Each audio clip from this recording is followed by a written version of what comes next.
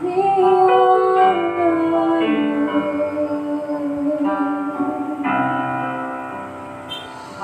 We need you, Jesus.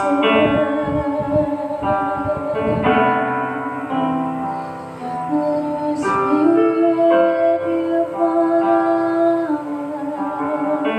us. Permeate us all.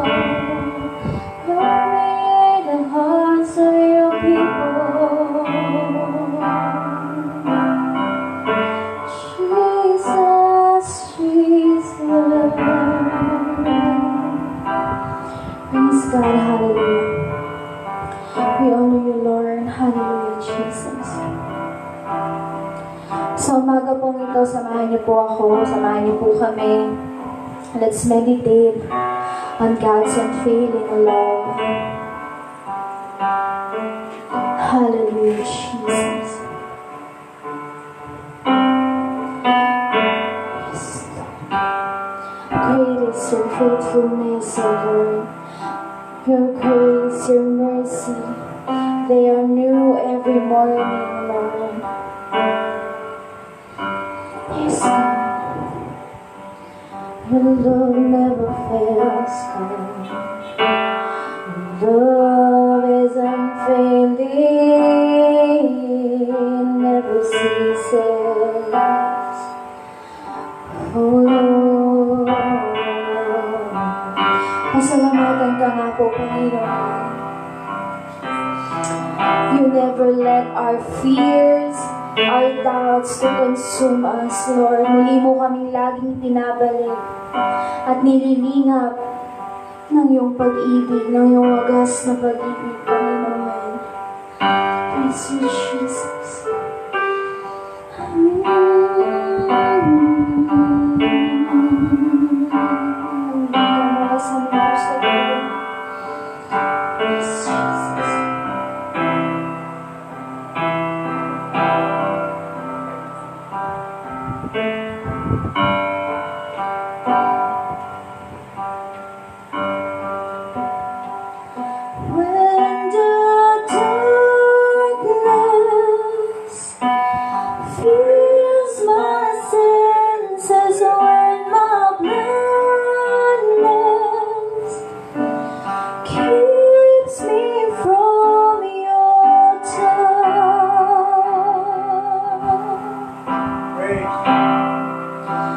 Jesus comes, God. When my burden keeps me down, and when my memories take the place of you.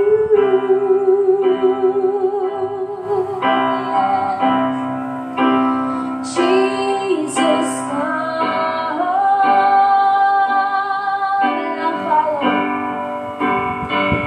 and I'll follow you there to the place where we meet, and I'll lay down my pride as you search me again. Thank you, Lord, for your unfailing love. Thank you, your unfailing love, your unfailing love over me again. Bless you, Lord. Come overtake our hearts, Lord. Hallelujah. Come overtake the hearts of your people, the lives of your people, Lord. May we bless your name, God. Hallelujah. When the darkness feels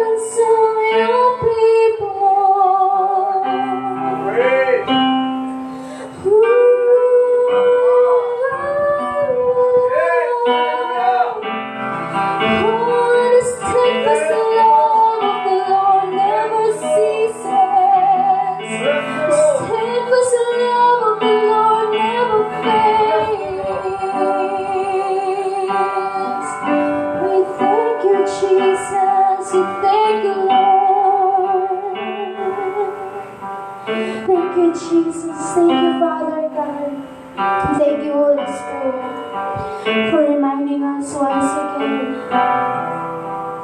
na sa anumang panahon, naririyan ka, lagi ka naming natatagpuan ng biyaya at habag mo at ang iyong wagas sa pag-ibig ay lagi naming nasusumpungan, Panginoon.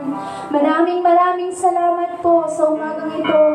Patuloy namin dinadakil at niluluwalhati ang dakila mong, banal mong pangalan, Panginoong Jesus. Patuloy kang maghari at manguna, pagkat ang araw na ito ay araw mo, wala nga pong makakapigil, Panginoon. Tanggapin mong patuloy ang aming pinagkakaloob sa ng aming mga kapatiran, Panginoon, ang aming papuri, pagdakil at pagluwalhati, tanging sa iyo lamang nararapat sa pangalan ng iyong bugtong na anak na si Jesus. Amen. Hallelujah. Thank you, Jesus. Thank you, Lord. Thank you, Holy Spirit.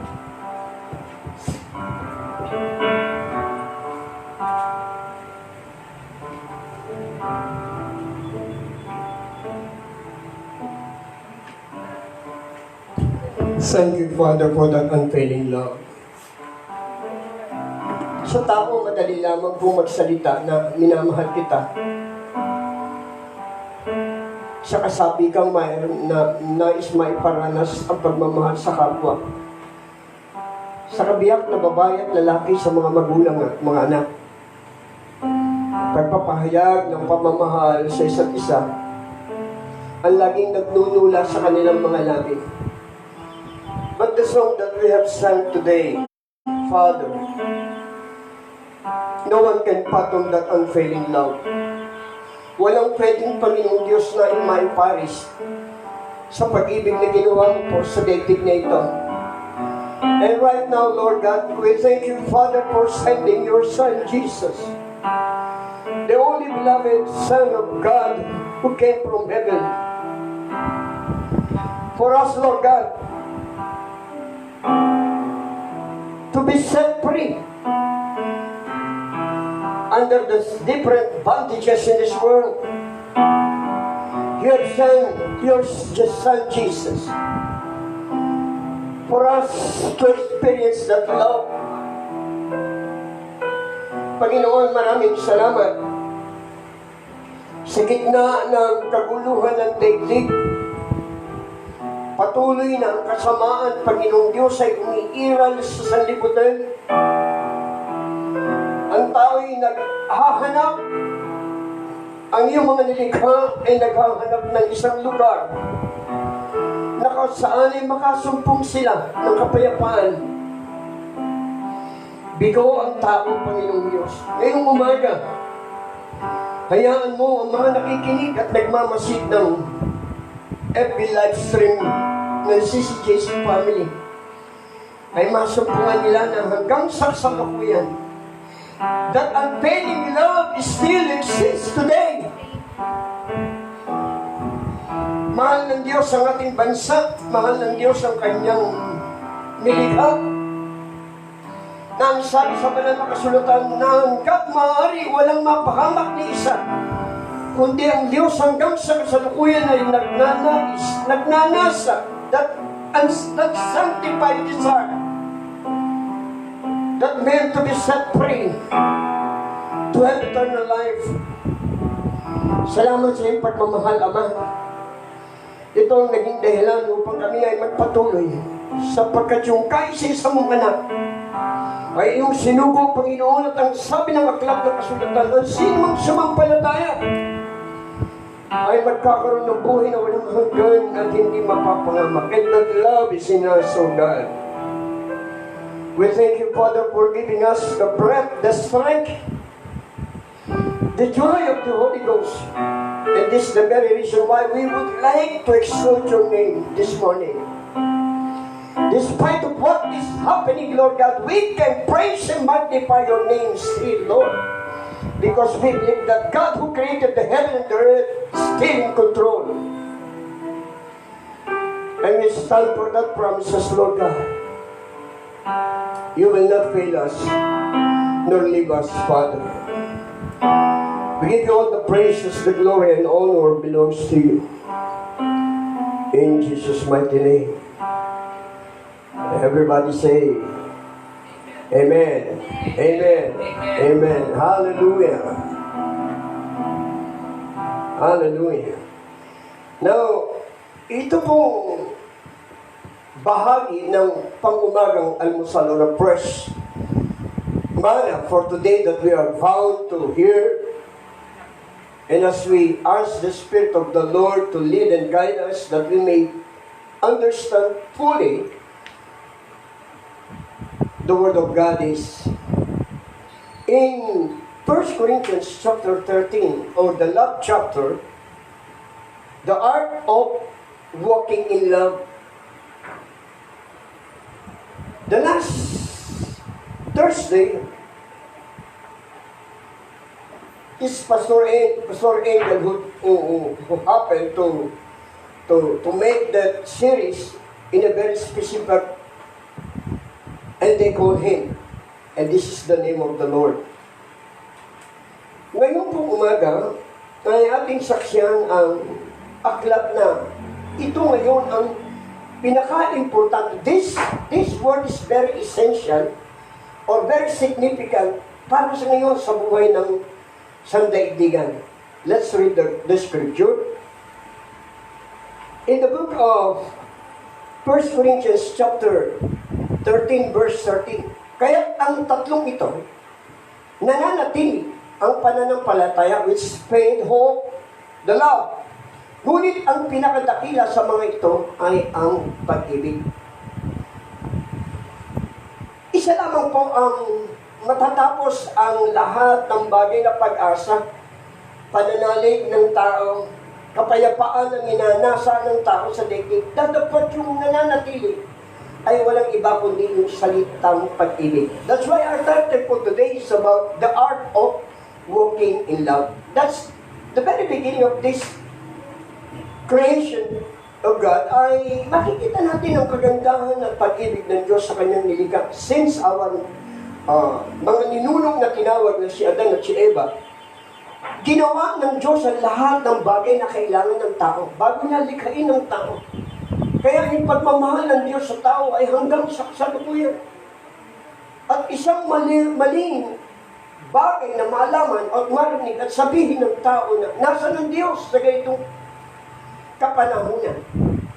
Kung ang Diyos ay pag-ibig, bakit mayroong pangyayari na bagay na hindi nararanasan ang tunay na pag-ibig sa panahon ito? Nasa ng Diyos kapag ganito ang sitwasyon? Kung ang Diyos ay pag-ibig, bakit niya pinapahintulutan ang mga karanasan ng daigdig ng ating bansa at sa bawat nilikha ng Diyos?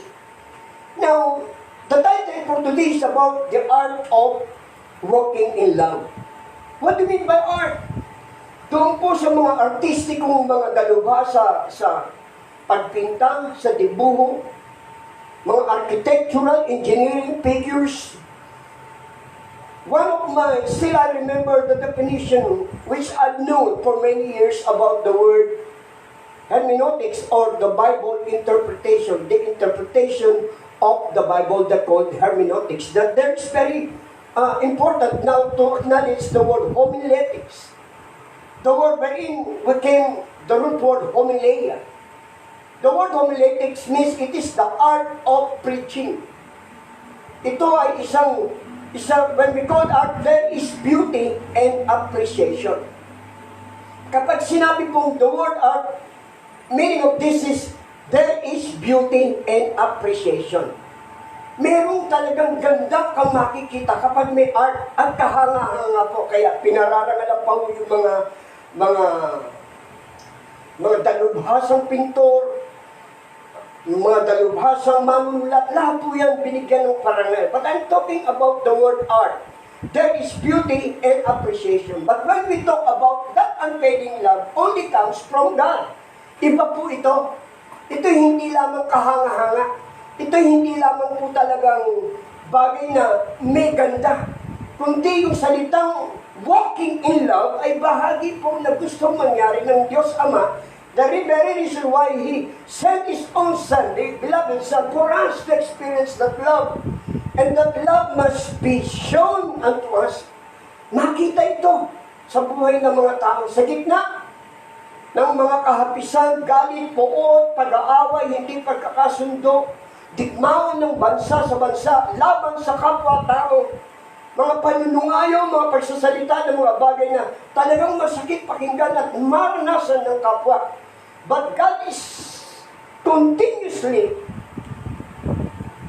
giving us the chance. Binibigyan tayo ng Diyos na makabalik doon sa sinasabi niyang pag-ibig. Because the love of God cover all the multitude of sin. Stated in the book of, makikita niyo po yan. Look at the passage in the book of Proverbs, chapter 10, verse 12. Say,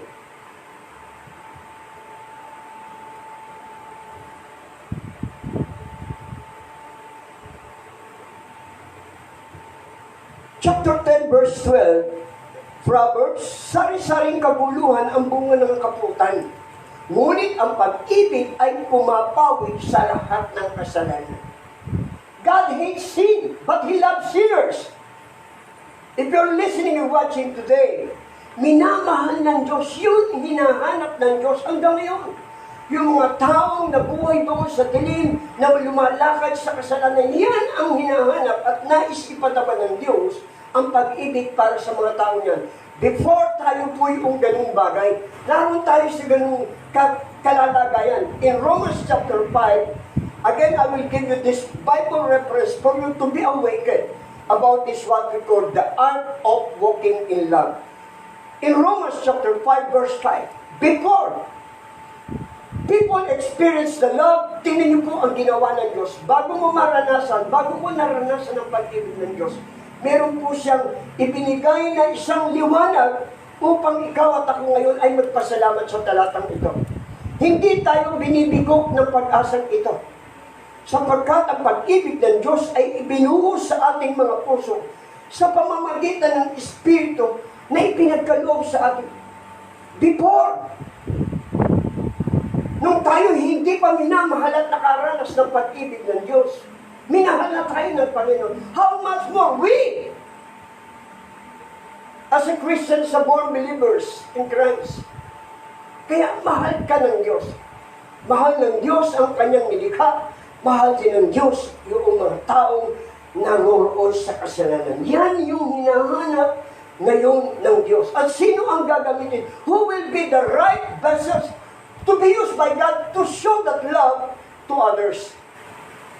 And this is what the golden rule: love your God with all your heart, with all your strength, and love your enemy, even love your neighbor as you love yourself. Kaya hindi makararanas ng pag-ibig ang mga taong naroon sa kasalanan sa kadahilan ng imbes na ibigay ang pagmamahal na naranasan sa Diyos, tinutuya, pinagsasalita ng hindi maganda at nagsasabing lusak ka na sa kasalanan, hindi ka na magbabago. That's a wrong way of showing that love from God. The only thing that we could do is to show that love that we experience from the love of God. Ipakita natin ang pagmamahal. Imbis na hatulan ng mga tao, especially what is happening today. Nabasa ko nga sa isang quote, yung isang matandang namumuno ng bansa, bastos. Kung magsalita, hindi maganda. Laging wala kang mapupulot. Wala kang maihita. Puro utos, puro sakdal ng pagpapasakop sa kanyang people of God. Let's pray for our leaders. Not only the church, the ministry itself, but the leaders of all nations. Are you listening? It's more better to pray for them. Kailangan nila. At kapag ikaw at ako'y ginamit ng Diyos, at yun naman ang gusto ng Diyos na ipadalangin ng bawat namiminuno ng bansa, we are showing them the love that we experience from God. If you do really love God, respect the authority, submit to authority, and show that love.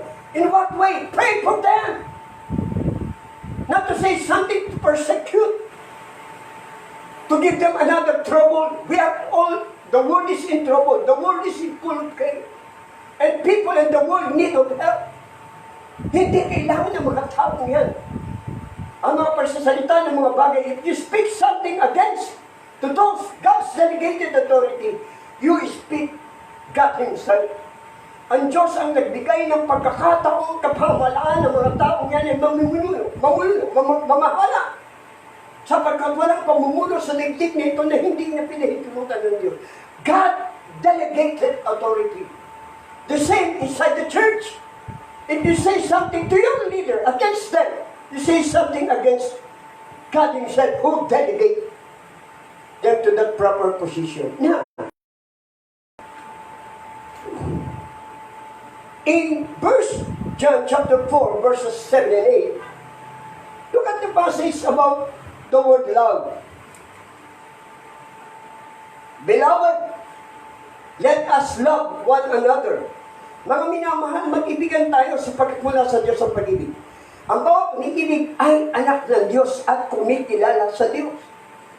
Second, followed, ang hindi umiibig ay hindi kumikilala sa Diyos, sapagkat ang Diyos ay pag-ibig. Ang hindi umiibig sa kapwa, itinuturo pa nga in the book of Gospel, even your enemy, you need to love. Not the devil one, not the cohort of these wicked kings of this planet Earth. No, hindi niya piniibig ang diablo. Sinusumpa. Yan ang pangunahing kalaban ng Diyos na kanya nang nilupig. That's why, those people who belong to God is already a conqueror. Lahat na nakaugnay sa Diyos ay mananagumpay. Amen ba yan? Sabi daw, Amen. mananagumpay. Amen. Mananagumpay. Kaya lang, mayroong itinuturo upang lalo kang maging matagumpay. Ang hindi umiibig ay hindi kumikilala sa Diyos. Instead of showing them the love that we receive from the Lord, instead of showing them the love,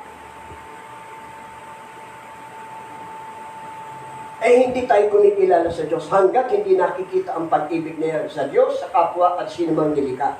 Let's follow in verse 9. Inihayag ng Diyos ang kanyang pag-ibig sa atin nang isugo niya sa mundo ang kanyang kaisa-isang anak upang magkaroon tayo ng buhay sa pamamagitan niya. Passage again, in turn.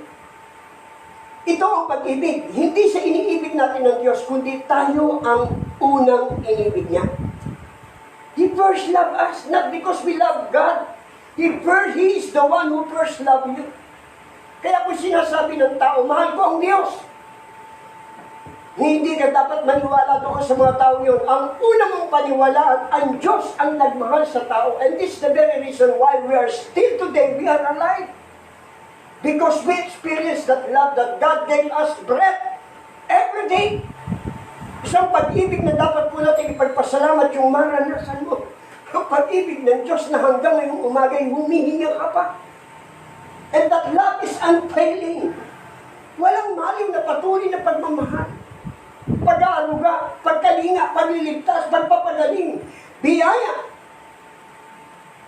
Pero yung puot na hanggang ngayon ay nasa iyo, laban sa kapwa, laban sa kung sino man, ay dapat maalis. At isa lang ang pwedeng mag-alis na yan. Yung puot at mga salitang hindi maganda, laban sa kung sino mang tao, maging sa nabibinuno. Dapat ay palitan natin ng pag-ibig sapagkat ikaw at ako ay minahal ng Diyos. Verse 11, mga minamahal, dahil ganun kadakila ang pag-ibig natin ng Diyos sa atin, dapat din tayo magmahalan. We need to love one another. These three words, I love you. Isang quotation po ng isang komedyante, I love you 3 times a day. It is not Brother Jimmy Swaggart, but it is Jimmy Santos. Kung maalala niyo po yung mapalag pa rin ang kapatid natin ito. Kahit bumibig ka sa ng ganung mga kotasyon, sabi niya, I love you 3 times a day. At sabay ngiti, nakakalakas. Pero yung pag-ibig na magmumula sa Diyos, hindi lamang po 3 araw. Hanggang ikaw hininga mula sa pagsilang, hanggang sa pamamaalam ng daigdig na ito, that unfailing love will be experienced every single soul. Let's give her a praise for that. These 3 words can change your life. Yung 3 salitang I love you ay malaking pagbabago ang nagagawa sa buhay ng tao. The 3 important essential words that I love you can change any single life, whether you are in the giving or in the receiving. Ano po ibig sabihin? Malaking pagbabago ang magagawa ng salitang minamahal kita sa mga taong nagmamahal at yung mga tumatanggap ng pagmamahal. Malaki yung pagbabago ang nagagawa mo yan sa buhay. At isa ka po magpapatotoo at ako magpapatotoo nang marinig ko yung mahal ako ng Diyos, ang laking pagbabago na naganap sa buhay ko. Nang sabihin ko yan sa mga minamahal ko sa buhay, ang laking pagbabago ang naranasan nila dahil nakatanggap sila ng pag-ibig. Giving and even in the part of receiving. Pareho. Yung iba ho, kaya lang nagmamahal kasi meron silang gustong makuha. Ang pag-ibig ng Diyos ay walang kondisyon. That unconditional love, that agape. That love, they reach deeply into us and transform us. They remind us that love is one of the most important aspects of our lives. One, guiding out our steps from our early years to our last days. Yung aakay sa'yo mula nang ikaw isilang hanggang sa yung pamamaalam sa daigdig na ito, yung aakay sa'yo ay walang iba kundi ang pag-ibig niya. These 3 words can change the lives of many. They can and they have, even up to the last ages. They are powerful and can transform any relationship to any person. Love is the center of our being, and our minds, bodies, actions And life should reflect how we should live. Yun. Yung pag-ibig, yung salitang pag-ibig po ay makikita yan. Laman ng kaisipan, pagsunod ng galaw ng katawan, pagkilos, pamumuhay sa araw-araw, talagang makikitang puno ka ng pag-ibig. Pero puno ba ho talaga ng pag-ibig ang daigdig ngayon? Puno ka ba ng pag-ibig ngayon talaga? O galit, kaguluhan, pagsasalita ng hindi maganda sa kagadapan ng buhay sa pamilya, broken relationship, we are in trouble, people of God, I tell you. Why? Because you don't know the exact and absolute definition of about the word love of. No, you must know how to walk in the art of love. Now, second, mga kapatid, dalawang bagay na nais ko pong ibigay sa inyo. In 1 Corinthians chapter 13, verse 13,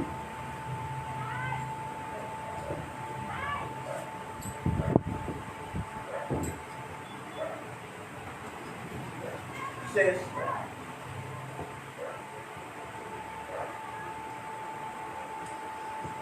but now, evident faith, hope, love, these three, but the greatest of these is love.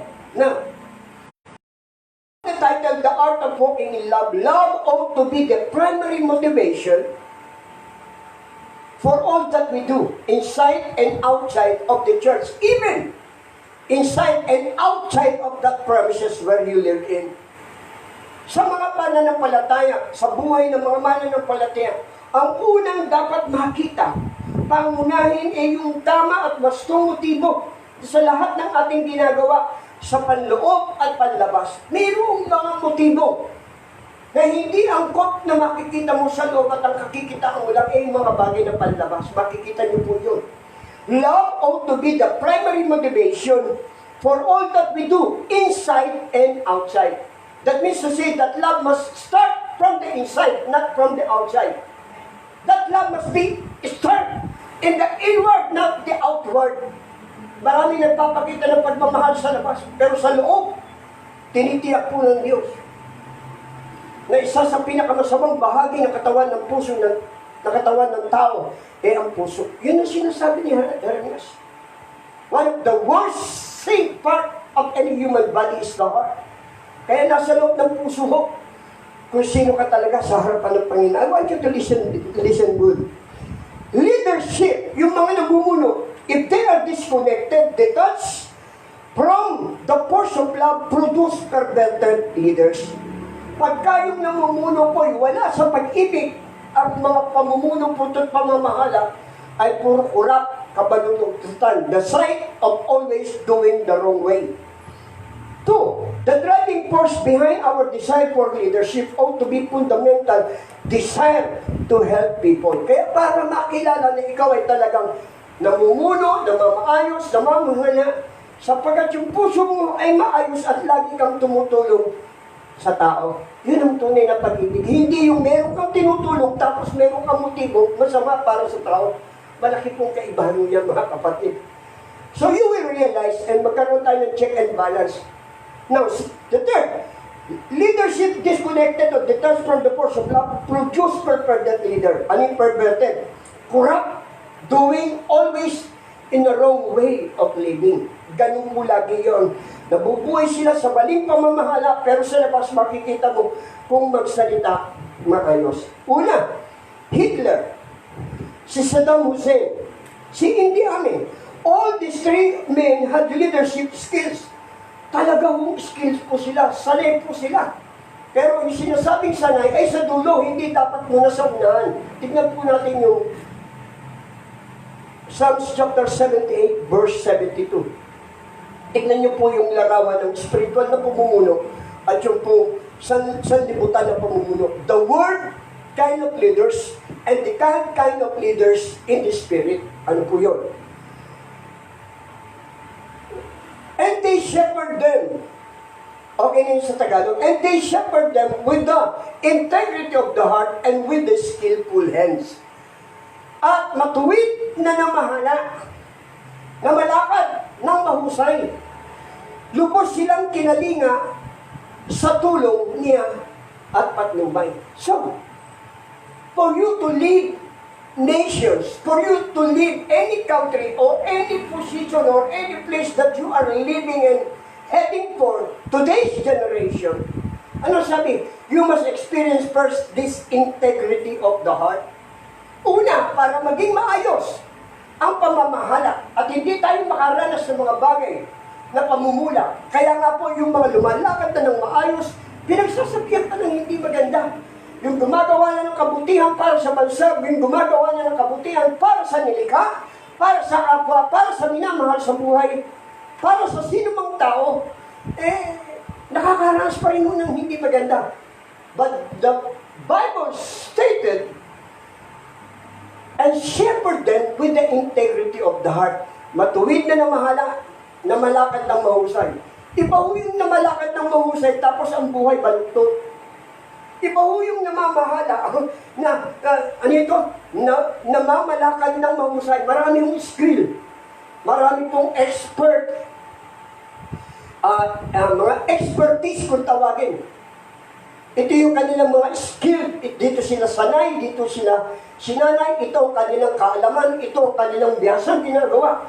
Wala akong problema sa pamamalakad. Ang problema, bago ka mamalakad, dapat maging matuwid ang puso sa harapan ng Diyos. You need to experience this what we call integrity of the heart. Kaya itong tatlo, they work with an evil, dark agenda. Kaya marami yung namatay sa panahon mo nila. Maraming napahamak. Magaling lang mo sila mag-motivate, magaling sila magpaliwanag, pero in the last, later, at the end of the day, makikita ninyo, ang mga taong naniwala halos namatay ng walang kabuluhan. Because they have having a dark agenda, particular what they are doing. Because they don't experience the true love from God. Palakpakan natin ang Panginoon dyan. Now, Jesus clearly set forth the dividing lines between worldly leadership and leadership in the kingdom of God. Diniferentiate po. Iba yung pamamahala sa gobyerno, sa pamamahala ng iba't pamamaraan sa daigdig, at yung pamamahala sa mga bagay na panlangit. Kaya po yung separation ng nation at state, inihiwalay. Ibang pamamalakad ng gobyerno at ibang pamamalakad ng gobyerno makalangit. Idiniferentiate. Ano po yun? Sa Mark chapter 10, verses 42 to 45,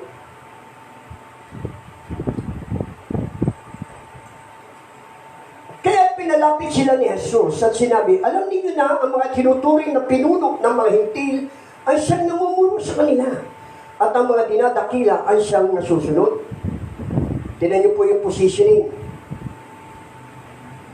Next. Ngunit hindi ganyan dapat umiral sa inyo. Dito, sa panahon po, hindi kausap niya ang kanyang mga alagad.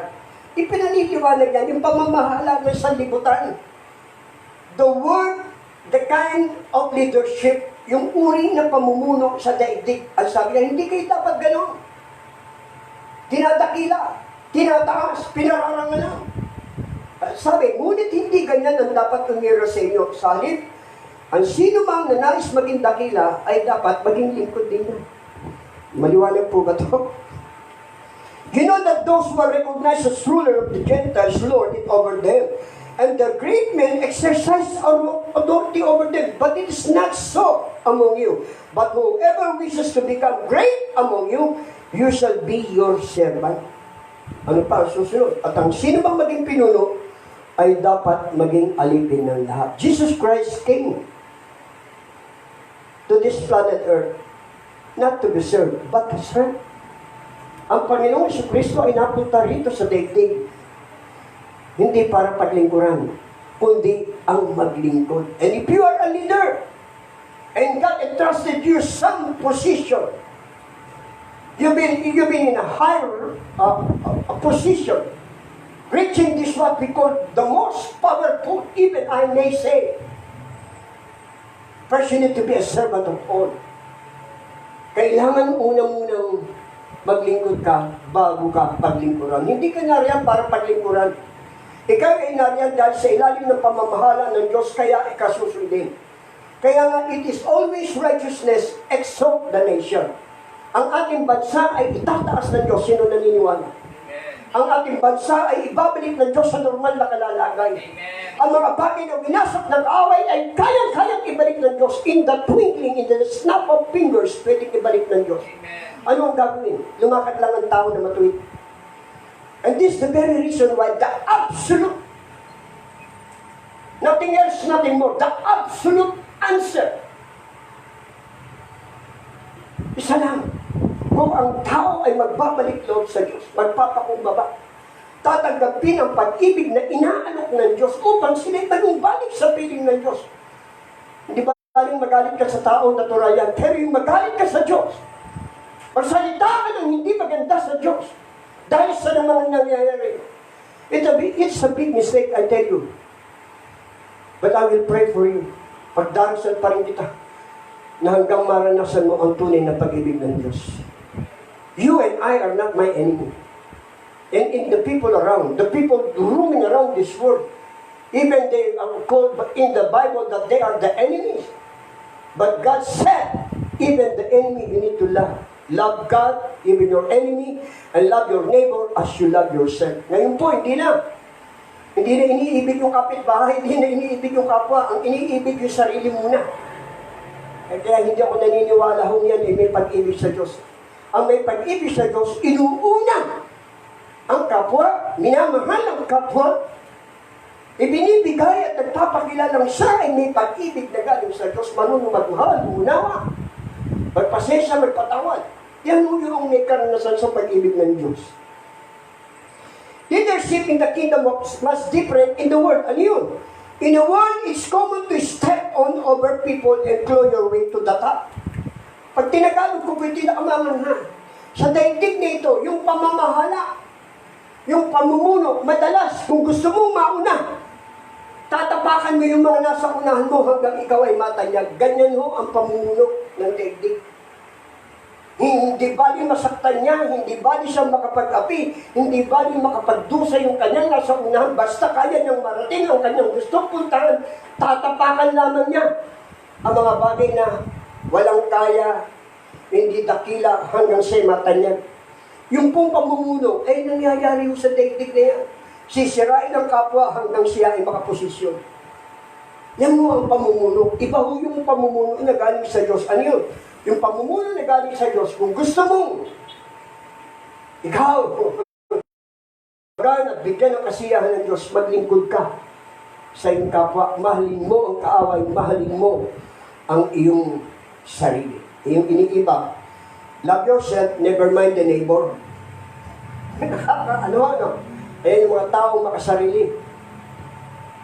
No? Napakasarap na pag lumabas ka ng lansangan, maraming natutuwa sa iyo. Pag pumasok ka doon sa loob ng tahanan, pinupuntahan ka dahil hinahanap nila ang uri ng isang taong mayroong pagmamahal na galing sa Diyos. Iba naman yung pag lumalabas ka, maraming sinasabi sa iyo ang tao. Yung po yun, makikita po ninyo internally. It is common to lie, to deceive, achieve personal organization ends. Not so in the body of Christ. Madalas po, puno ng pagsisinungaling ang karamihan sa mga namiminuno upang maangkin lamang ang personal na kasiyahan sa kanyang buhay. Our motivation has to be love. It's hard to serve and care for people. Kaya tayo po mga na kay Kristo, mga mahal kong mga manggagawa at mananampalataya, ikaw ay nakaranas ng pag-ibig sa Diyos. Kaya mahalin mo ang kapwa mo at paglingkuran mo ang kapwa mo. Yun ang lumalakad na kasama ang pag-ibig ng Diyos. Amen. Amen po ba yan? Now, let's, in Romans chapter 12, verses 1 and 2, says, leadership must start on the inside. Kaya, tahasan ko pong sinasabi sa iyo, bluntly speaking in front of you, people of God, I'm speaking the truth in love. Napakabigat na matagpuan po tayo ng Diyos sa kanyang muling pagbabalik at malapit na. Abala na ang kaaway.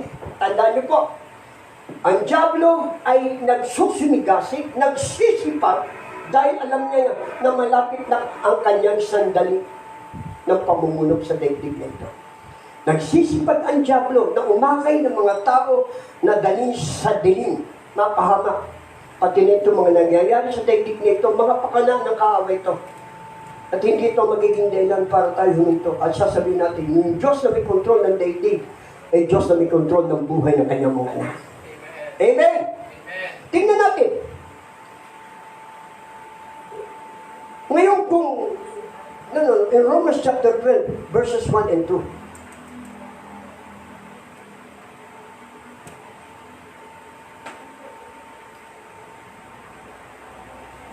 Narito po ang isang tamang prinsipyo sa bawat namiminuno.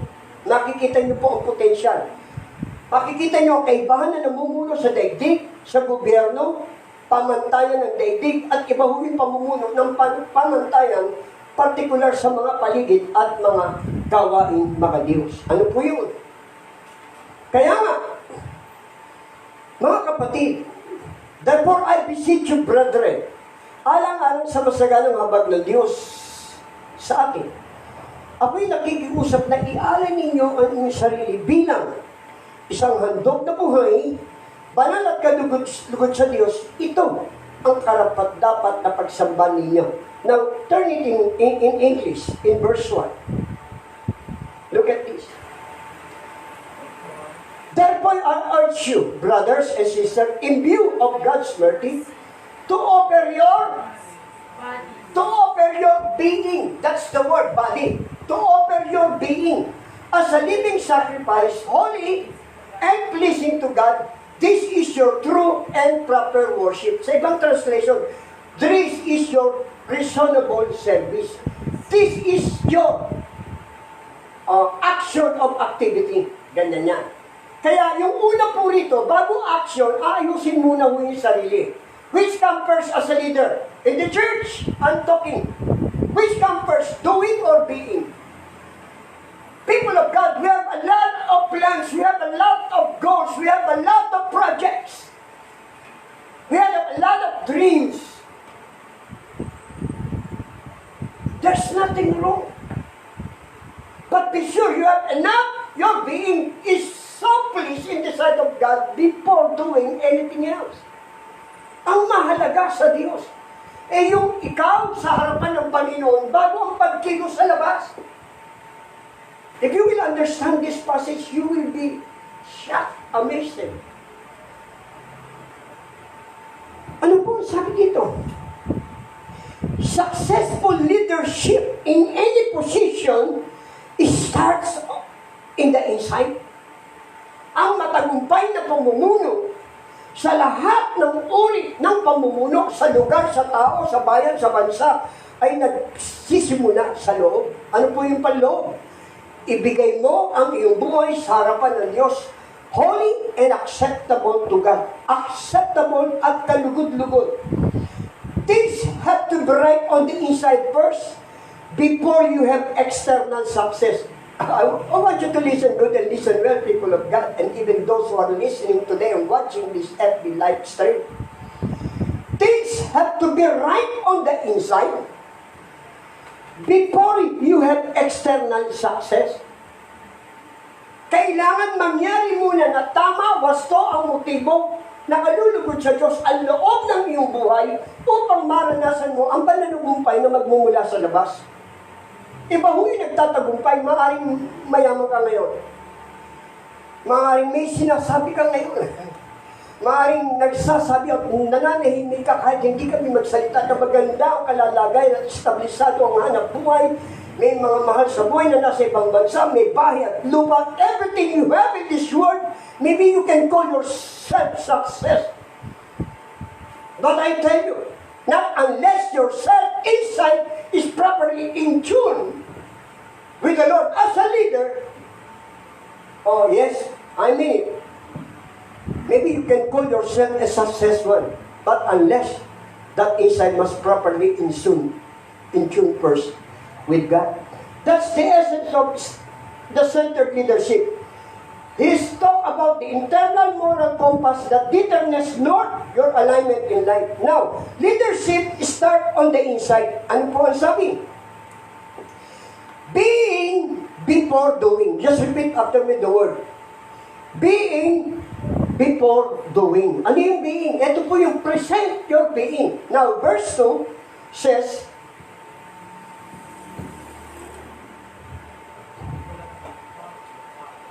Do not conform to this pattern of this world, but be. Nakita niyo po yung be? Look at the word. But be transformed by the renewing of your mind. Then you will be able to test and approve what God's will is. Is good, pleasing, and perfect will. Ito po ang maganda nito.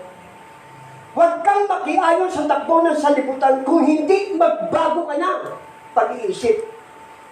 At doon mo malalamang masusubok na mga bagay na ginagawa mo ay nasa ilalim ng kalooban ng Diyos. Yun ay tama, nakaluluwalhati, at ito ang sakdal na gusto ng Diyos sa buhay. Renewing, be transformed. So, set aside first that kind of activities, that kind of programs, that kind of conference. There's nothing wrong. But be sure you need to be first to be transformed. That inside, you and I, that inner being, that God wants us to be changed even up to present time. Hallelujah! Hallelujah! In Romans 12:2, do not be conformed to this world, but be transformed by the renewing of your mind. Jesus said in Matthew chapter 5, verse 48, therefore, you are to be perfect, complete as your heavenly Father is perfect. Look at the passage. Matthew chapter 5, verse 48. Sa Tagalog.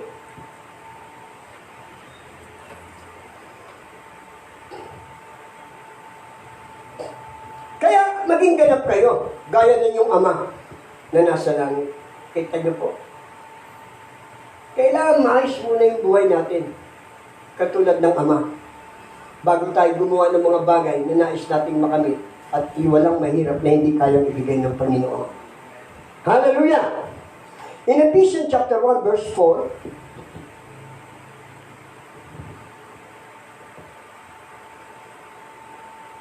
si Pablo sabi niya, bago palikayin ang sanlibutan, pinili niya tayo upang maging kanya sa pamamagitan ng ating pakikipag-isa. Predestination. Upang tayo maging banal at walang kapintasan sa harap niya dahil sa kanyang pag-ibig. Yung pong pag-ibig na ibinigay ng Diyos sa atin, yung ang tumatakip sa mga kasalanan ginagawa ng tao. It is always the love of God that cover all, not few, not some, but all. That cover all the multitude of sin. Bilangin mo, alalahanin mo, lahat ng bagay na naghagawa ng tao kasalanan. Yun ang naging dahilan kung bakit siya namatay. Upang sagipin ka sa kasalanan at ilagay sa isang kalalagayang masasabi natin kahit nasa lupa ay parang na rin sa langit. Hallelujah. Masakit nito yung nangyayari sa daigdig ito.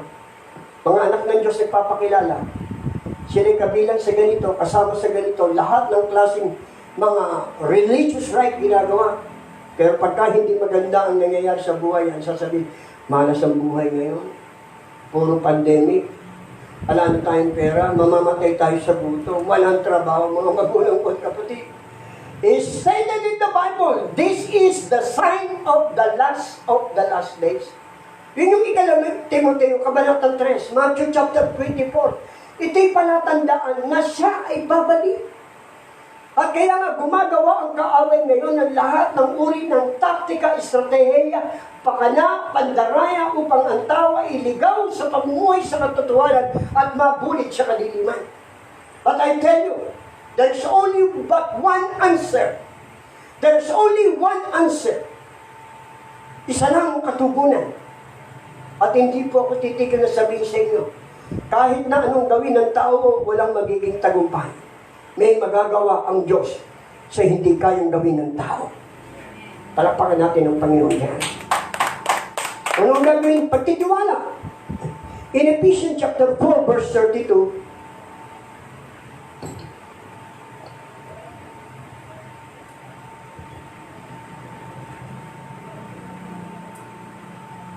sa halip, maging mabait kayo at maunawain. Taas nga mabait. Sino po sa inyo ngayon ang mabait? Kahit ganito nangyayari sa daigdig. Sino po sa inyo ang may unawa? Dito hindi kailangan ng yung nangyayari sa daigdig, hindi kailangan ng talino. Ang kailangan natin ay kaalaman na galing sa langit at yun ay kayang ibigay ng Diyos. If you lack wisdom, ask and it shall be given unto you. Humingi ka kung kulang ka ng kaalaman at ang Diyos ay hindi maramot at hindi nanulumbat at ikaw bibigyan ng kaalaman. Sa halip maging mabait kayo at maunawain, mapagpatawad kayo sa isa't siya. Mga kapatid, panahon na ng pagpapatawad, natawag tayo magsalita ng mga bagay na hindi maganda sa namiminuno. Huwag na tayo magsalita ng mga bagay na hindi maganda sa kapwa. Sa ating mga bagay, kalimutan na ang sama ng loob, kalimutan na ang pagtatalo, kalimutan na ang pagkakampi. Ito ang panahon ng pagkakaisa na pare-pareho tayong luluhod sa Diyos at hihingi ng tawad. Yun lang ang simula upang makabalik tayo sa normal na kalalagayan. Ang magpakumbaba at ang sabi ng Biblia, ang sino man nagpapakumbaba ay itataas ng Diyos. At ang sino mang nagmamataas ay ibabagsak ng Panginoon. Magpatawad kayo sa isa't isa tulad ng pagpapatawad sa inyo ng Diyos dahil kay Kristo. Ako po ay pinatawad lang ng Diyos. Christian are just forgiven. Pinatawad lang po ako ng Panginoon. Kaya alam ko kung paano ako magpatawad sa kapwa.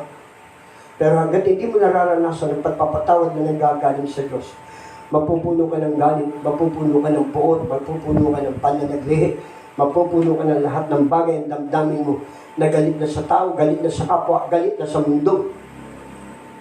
Tingnan po natin. The last part is in Romans chapter 8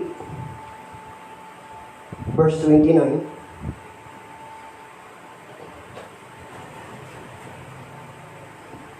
Sapagkat sa mula't mula pa'y alam na ng Diyos kung sino ang magiging Kanya. Makinig po kayo. Mula pa, nang isilan ka at ako. Sabi ng Diyos dito, mula't mula pa'y alam na ng Diyos kung sino ang magiging Kanya. At ang mga ito'y pinili na niya upang maging tulad ng Kanyang anak. Sa gayon, ang anak ang naging panganay sa lahat ng maraming magkakapatid. The last part. In 2 Corinthians chapter 5 verse 14, the love is the true foundation of this world. Ang tanging pundasyon ng tao ay ang pag-ibig. Wala na. Yun na lamang po. Basahin natin to. Ang pag-ibig ni Kristo ang naghahari sa amin. Amen ba yan? Amen ba po yan? Kailangan malaman mo. Lagay mo sa puso't isipan natin na yung pag-ibig ng Diyos ang naghahari sa iyo. At kapag yung pag-ibig ng Diyos ang naghahari sa iyo, yung tao mapapatawad mo, yung tao mauunawaan mo, yung tao mamahalin mo, yung tao tutulungan mo. Eh dahil hindi naghahari sa iyo ang pag-ibig ng Diyos, mayayamot ka, magagalit ka, magsasalita ka ng hindi maganda. Dapat pagharian ka ng pag-ibig ng Diyos. Amen ba yan? Sapagkat natitiyak namin may isang namatay para sa lahat at kung kanya ang lahat ay mabibilang ng patay. Ang lahat na nakaugnay kay Kristo, patay na ang kanyang sarili at buhay siya kay Kristo. Dead unto sin, but alive in Christ. Shall we pray? Tayong lahat ay tumayo. Manalangin tayo sa Panginoon ngayong umaga.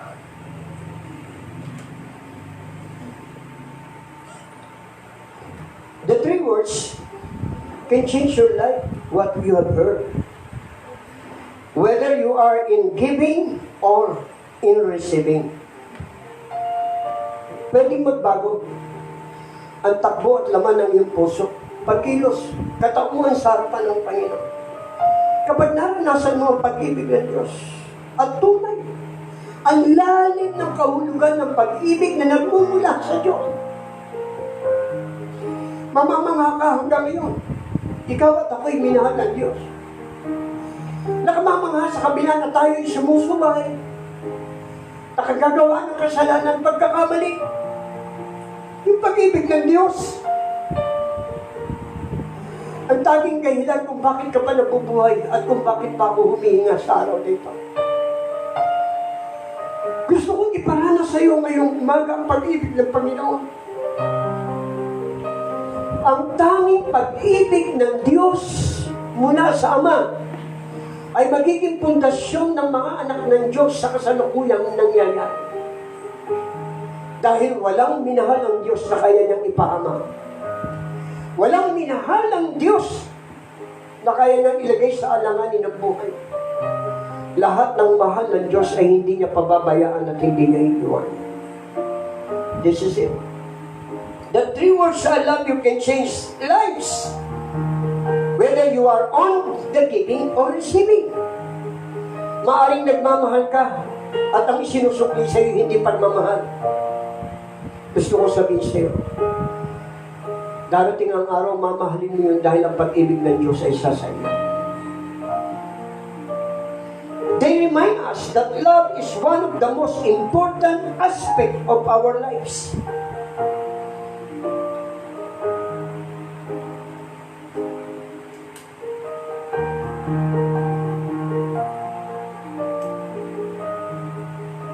That love sometimes use and abuse people.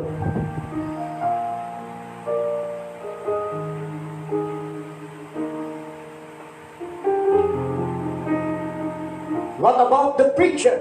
The names of these so-called leaders in the world who occupy position in any form of leadership. Let the love of God flow in your heart. That love, that unfailing love. There's still an emptiness inside your heart. Alam ng Diyos na may kulang pa sa loob ng iyong puso. At yun ay nangangailangan ng kanyang pag-ibig na hindi nagmamaliw. And that's enough. Wala ka nang maidadagdag pag naranasan mo ang pag-ibig ng Diyos. Quoting with Bishop Charlie Leganzo, he talks about God Himself. This quotation is not talk about what happened to you on the inside and outside of you. The past is already settled. The present is covered by the love of God. And even in the future, we are now facing the future, people of God. Don't march in this world with the different beatings. You and I must be in tune of marching before the Lord. Straining forward what is eternal. The past is settled already. The present is covered. Name it. All the things you wanted. Lahat ng bagay na kailangan mo at kailangan ko ay kayang ibigay ng Diyos. And the future is already secured. Hallelujah! Yung hinaharap po natin, inihahanda na ng Diyos. Just close your eyes and let's pray. Just feel the very presence of the Lord. Feel that unfailing love. Maaaring may galit at poot. Maaaring may mga tao na hanggang ngayon ay hindi mo pa napapatawad. Hindi mo maunawaan sapagkat humihingi ka ng pag-uunawa. You cannot start on the inside of you loving people if you don't love God. Sabi ng Biblia sa aklat ng pahayag in chapter 2, the church in Asia Minor. Alam ko ang iyong ginagawa. I know your good works. I know your deeds. Masipag, ipinakikipaglaban mo ang katotohanan. Hindi ka sumasang-ayon sa mga mali. That's the word of commendation coming from God when He saw one of the church of Asia Minor. Masipag ka, pinagtatanggol mo, ayaw mo sumunod sa mga bagay na masama, at alam kong tama ang iyong ginagawa. Nasisihan ako. But all of the succeeding chapter, verses, but I have something against you. Pero meron akong nakita sa iyo at laban ako sa iyo ngayon. Hindi mo na ako mahal tulad ng dati. That's the very reason why na lahat ng ginagawa natin, naguguluhan tayo. Kasi pinamahalang natin yung sarili natin. Minamahalang natin, pinagtutuunan, inuubos natin ang oras natin sa atin. Can you prepare the future of your loved ones? Hallelujah! Hindi ko kaya.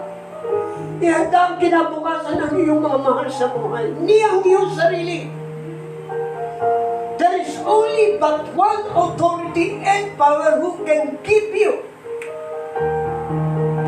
success in life, and this no other than Jesus.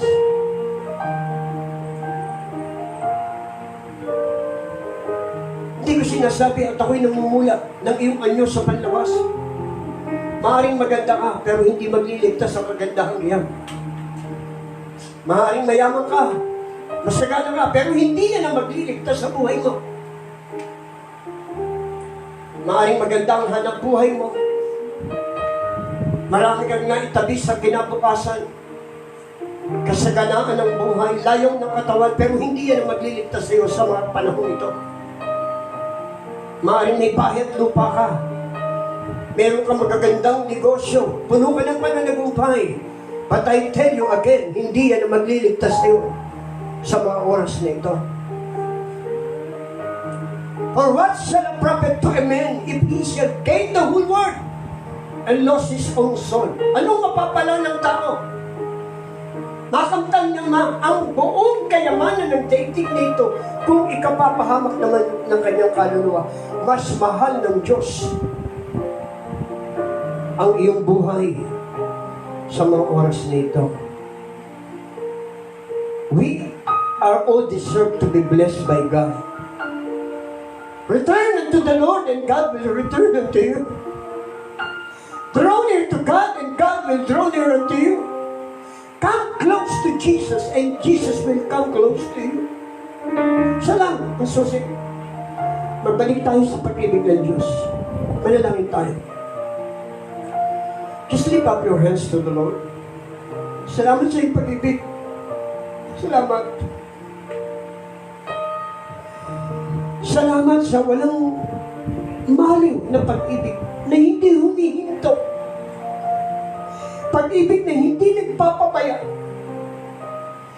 Pag-ibig na nagpapatawad.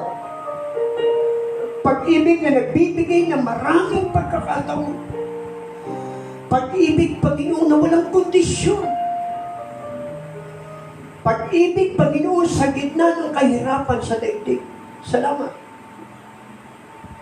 Salamat sa iyong pag-ibig dahil hanggang sa ngayong buhay pa ang aming pamilya. Nasa ilalim pa rin ang pag-iingat mo ang aming bansa. Lord, alam kong idadali mo ang pag-ibig doon sa mga taong nasa ospital. Idadali mo yung pag-ibig sa mga buhay na nasalanta sa mga pagputok, paglindol, pagbaha, pagkitil ng mga buhay na inosente. Idali mo ang iyong pag-ibig, Panginoong Diyos, sa mga taong puno ng kapumutan sa buhay. Let that broken relationship become right now in Jesus' mighty name. Lord, Ikaw ang mamuna sa aming sambahayan. Ikaw ang mamuno sa aming bansa. At tinataas po namin sa iyo ang aming minamahal na Pangulo, kasama ng kanyang mga kabinete. Tinataas po namin ang Luzon, Visayas, Mindanao. Tinataas po namin sa iyo, Panginoon, mga naglilingkod sa bayan, sa bansa, sa lalawigan, sa syudad. Tinataas po namin sa iyo ang aming bansa, Panginoon. Lingapin mo. Ikaw lang, Panginoong Diyos, sa mga pagbibigay ng bagong pag-asa sa mga taong naghahanap ng pag-asa. Idaloy mo pagpapatawad sa aming bansa. Idaloy mo, Panginoon, na magkaroon ng karunungan ng mga namiminuno sa bawat daigdig, sa bawat bansa. Upang matuwid ang bansa ay iyong itataas, Panginoon. It is always righteousness that exalt the nations. And we have been righteous because of Christ's righteousness who died on the cross of Calvary for us. Humihingi kami sa iyo, Panginoong Diyos, ng lakas, ng tibay ng pananampalataya, at sa pamumuno ng iyong iglesia. This must be started in the inside for us to experience success on the outside, Panginoon. Lord, paspasan mo ang iyong salita. Mabuhay kami ng mapayapa sa buong maghapon. Cover us with the precious blood of the Lamb, Lord God, Jesus.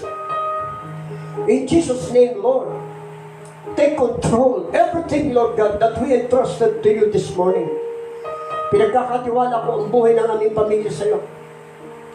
Ang aming mga namiminuno ng bansa, ang aming bansa ang daigdig magpuno ng kapayapaan. Ang mga namiminuno sa bawat public servant, Panginoon, the frontliners, the leaders and the government, Father, I pray, Lord God, bless them with a spiritual understanding that they may be able to lead our country in the right path of righteousness and a path of godliness, Father. Ingatan mo rin sila at ipagtanggol mo sila sa lalang ng kaaway na huwag silang madaya. Ingatan mo rin ang kanilang buong sambahayan, pamilya kinabibilang. Dinadalangin ko ang sandaigdigan na mapuno ng kapayapaan. We ask, Lord God, we intercede for the world peace in Jesus' mighty name. And we intercede even right now, continuously travailing, agonizing, sucking, Father, before you, that no single weapon formed shall prosper. Walang ibang uri ng sandatang pwedeng pumuksa na mangyari sa buhay ng iyong mga anak. And we declare right now, Lord, in Jesus' mighty name, breakthrough! Breakthrough! Breakthrough! Nagtatagumpay ang iyong mga anak sa pakikipagbaka sapagkat ikaw ay nagtagumpay na. Lord, we are more than conquerors. We honor you, Lord God. Pinagdarasal din namin ang mga mahal namin sa ibang bansa, nasa ibang panig ng bansa na naghahanap buhay, nagtatrabaho, naninirahan. Hawakan mo sila, pagtanggol mo sila, lingapin mo sila, ingatan mo silang iligtas sila sa lahat ng uri ng sakit, karamdaman at sakuna. Sa pangalan ni Jesus, ang mga mayroong hanap buhay, bigyan mo sila ng kaligtasan, bantayan mo sila ng banal na anghel tuwing aalis ng tahanan, ligtas, babalik silang ligtas. Sa lahat ng industrialismo, infrastruktura, Panginoon, lahat ng trabaho, sa opisina, sa lansangan, cover them with the precious blood in Jesus' mighty name. At ibabalik mo, Panginoon, naniniwala kami. Dahil mahal mo kami, ibabalik mo na normal ang kalalagayan ng aming bansa. Idinideklara ko lahat ng bagay nito sa pangalan ni Jesus. Patatagin mo ang mga pananampalataya ng CCJC family, the Shechem Cares Philippines, and all the rest of the Qatar-based KOG, the MCP Gathering of the Fivefold Ministry International, Panginoon, and all the outreaches from Nueva Ecija, Alapan, Kasaganaan, Bagnotan, Panginoong Lius, Pasig, and even the Central Church itself. Mga kapatid po namin, huwag mo po silang pababayaan, Panginoon. Kung sila'y nasa tahanan ngayon, bigyan mo sila ng kagalakan, tibay ng pananalig, at pagpalain mo ang lahat ng gawa ng kanilang mga kamay. Lift up your hands to the Lord, kayo pong nariyan sa tahanan. Panginoon, nakataas po ang aming kamay dahil wala mo kaming magagawa pag hindi mo kami sinamahan. Tinataas namin ang aming kamay dahil ikaw lang ang aming kailangan sa daigdig na ito upang makabalik kami sa normal na kalalagayan, Panginoon.